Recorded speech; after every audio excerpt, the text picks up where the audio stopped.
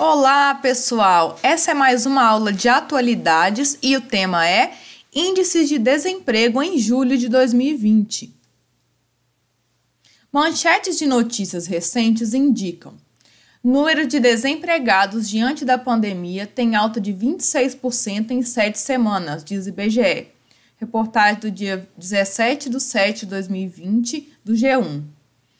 Desemprego acelera e 1,5 milhão de vagas são fechadas na última semana de junho. Reportagem do dia 17/7/2020, da Folha UOL. Pedidos de seguro-desemprego nos Estados Unidos superam 50 milhões desde a pandemia. 16/7/2020, fonte G1. Então, a partir dessas manchetes, o que a gente pode perceber? Que o número de desempregados no Brasil está cada vez aumentando mais, inclusive fechando os postos de trabalho, mas essa é uma realidade não só do Brasil, mas também de outros países, como dos Estados Unidos. Para você que chegou agora no nosso canal, inscreva-se, aperte joinha, dê o seu like e vamos continuar aqui o nosso vídeo. A Covid-19. Recentemente, o mundo tem enfrentado uma grande crise sanitária que tem afetado vários países. A causa desse colapso é a descoberta e propagação do coronavírus. Segundo o Ministério da Saúde, o coronavírus é da família de vírus que causam infecções respiratórias.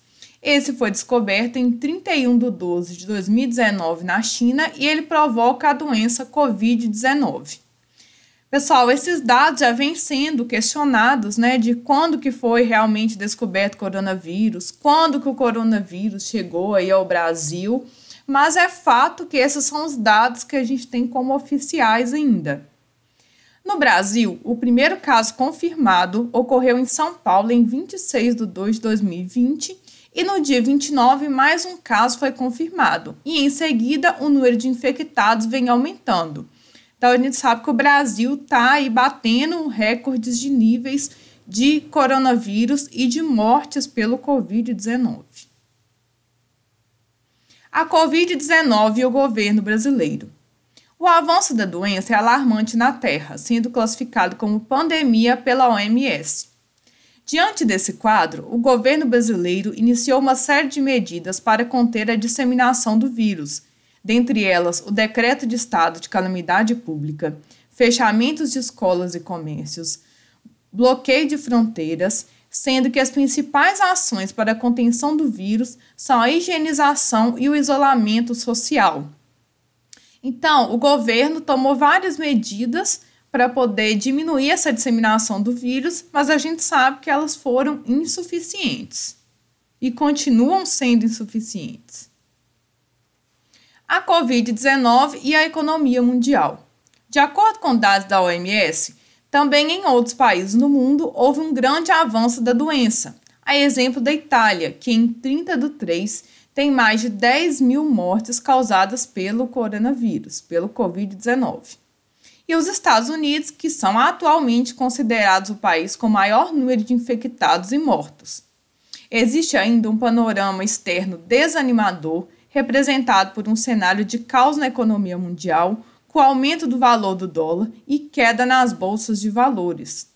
Então, essa pandemia atingiu aí a economia mundial em cheio, independente dos países pertencentes, a Europa, os Estados Unidos, o Brasil e vários outros países estão sendo gravemente afetados por essa recessão econômica. E ainda após passar essa pandemia, passar esse período que a gente está agora latente do problema, ainda teremos uma grande crise pela frente.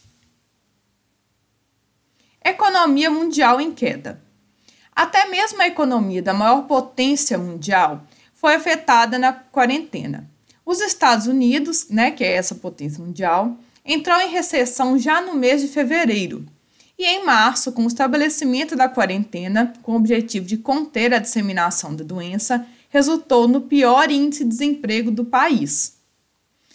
a economia esteve em queda e o número total de pedidos do seguro-desemprego desde março já soma mais de 51 milhões. Uma das consequências imediatas da pandemia foi o aumento do trabalho informal. Então, tem batido recordes aí o número de pedidos de seguro-desemprego nos Estados Unidos, o que indica que a economia lá está também com graves problemas. Imagina o Brasil, que é um país que não tem tanta estruturação quanto os Estados Unidos. Então, uma das consequências imediatas dessa crise é o aumento do trabalho informal, visto que o trabalho formal, que é aquele de carteira assinada, ele diminui com muita rapidez diante de uma crise econômica, né? Os empregados são mandados embora, numa situação como essa. Então, as pessoas buscam alternativas para poder conseguir pagar suas contas, e uma dessas alternativas é o trabalho informal. Eu trouxe uma imagem, né, de um senhor vendendo, né, produtos na rua, né, que a gente chama de comerciante informal, comerciante ambulante. E tanto ele quanto outros trabalhadores aí no país estão correndo atrás de ganhar o seu dinheiro, mesmo que seja aí na informalidade. Trabalho informal e desemprego. O processo do aumento da informalidade dos postos de trabalho, ou seja, empregos sem carteira assinada, nos quais não são garantidos direitos trabalhistas previstos em lei, como auxílio-doença, ele é crescente nos países emergentes devido ao aumento das taxas de desemprego. Então, mesmo antes dessa crise do coronavírus, já havia um aumento do índice de trabalho informal no Brasil, que é aquele que não tem carteira assinada e, portanto, não tem as garantias dos direitos trabalhistas, ela já vinha aumentando, principalmente por causa das taxas de desemprego. Porque o trabalho formal tem uma relação direta aí com o emprego. E o trabalho informal, ele é causado muitas vezes por não conseguir esse emprego formal. Existem dois tipos principais de desemprego. O desemprego estrutural, que ocorre devido à adoção de novas tecnologias e processos, que é aquela modernização da empresa, por exemplo, que aí o maquinário novo vai substituir a grande quantidade de trabalhadores. E o desemprego conjuntural, gerado por crises econômicas internas ou externas, que é justamente o que a gente vem enfrentando agora, né? Então, estamos num cenário de grande desemprego conjuntural. O cenário atual.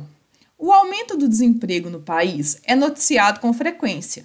Nessa última semana, o IBGE revelou que o contingente de desempregados no país aumentou em cerca de 2,6 milhões de pessoas, alta de 26% no período de 7 semanas. A taxa de desemprego ficou em 13,1%, a maior registrada desde o começo da pandemia, que em maio estava em 10,5%. Houve até mesmo a queda nos empregos informais, que passaram de 29,9 milhões no início de maio para 28,5 milhões no final de junho. Então, a pandemia está afetando até mesmo os empregos que não são formais, os empregos informais. Então, isso demonstra que a economia do país está realmente gravemente comprometida. Então, ainda temos um cenário aí pela frente muito preocupante. Responda aí para mim nos comentários. Quanto tempo você acredita que a economia brasileira irá demorar para se recuperar dessa crise? Inscreva-se aqui no canal, dê o like e até o próximo vídeo. Tchau, tchau!